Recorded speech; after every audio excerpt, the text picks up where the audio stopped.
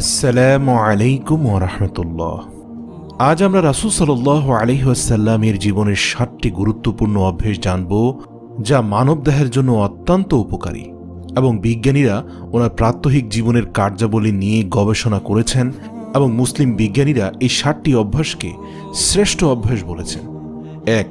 সকাল সকাল ঘুম থেকে জাগ্রত হওয়া। মহানবী হযরত মুহাম্মদ সাল্লাল্লাহু আলাইহি ওয়াসাল্লাম তাড়াতাড়ি ঘুম থেকে জাগতেন এবং দিনের কাজ শুরু করতেন।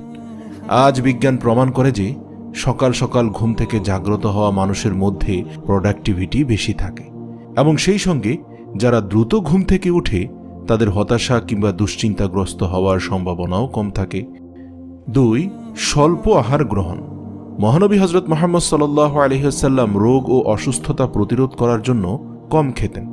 বহু বছর পরে বিজ্ঞান আজ প্রমাণ করে যে স্বল্প আহার গ্রহণ আমাদের মধ্যে অনেক রোগ প্রতিরোধ ক্ষমতা বৃদ্ধি করে।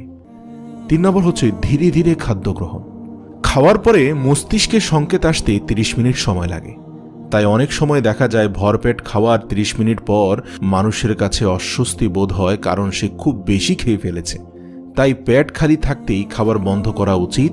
দেখবেন ৩০ মিনিট পরে আপনার মনে হবে আপনার পেট পূর্ণ হয়ে গেছে। অথবা ধীরে ধীরে খাবার গ্রহণ করতে পারেন, যার ফলে আপনি বুঝতে পারবেন আপনার পেট ভরে গেছে। পরিবারের সঙ্গে খাবার খাওয়া।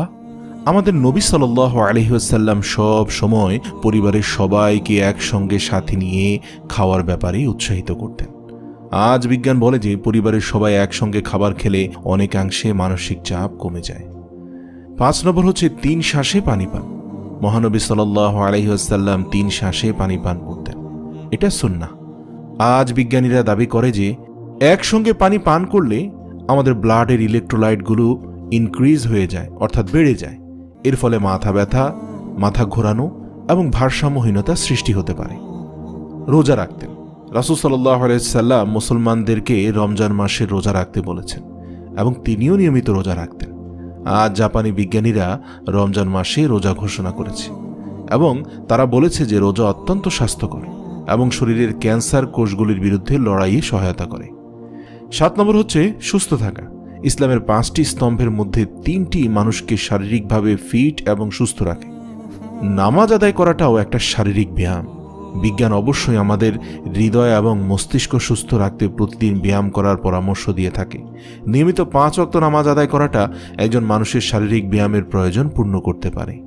মহানবী সাল্লাল্লাহু আলাইহি ওয়াসাল্লামের অভ্যাসগুলো যদি আমরা আয়ত্তে আনতে পারি, তাহলে একই সঙ্গে তার সুন্নতের অনুসরণের পাশাপাশি আত্মিক পরিশুদ্ধির পাশাপাশি শারীরিকভাবেও সুস্থ ও সবল থাকতে পারব। আল্লাহ তাআলা আমাদের সবাইকে তৌফিক দান করুন যেন আমরা রাসূল সাল্লাল্লাহু আলাইহি ওয়াসাল্লামের বর্ণিত এই 7টি বিধান অন্তত বিশেষ গুরুত্বের সাথে পালন করতে পারি এবং দুনিয়া ও আখিরাতের কল্যাণ হাসিল করতে পারি।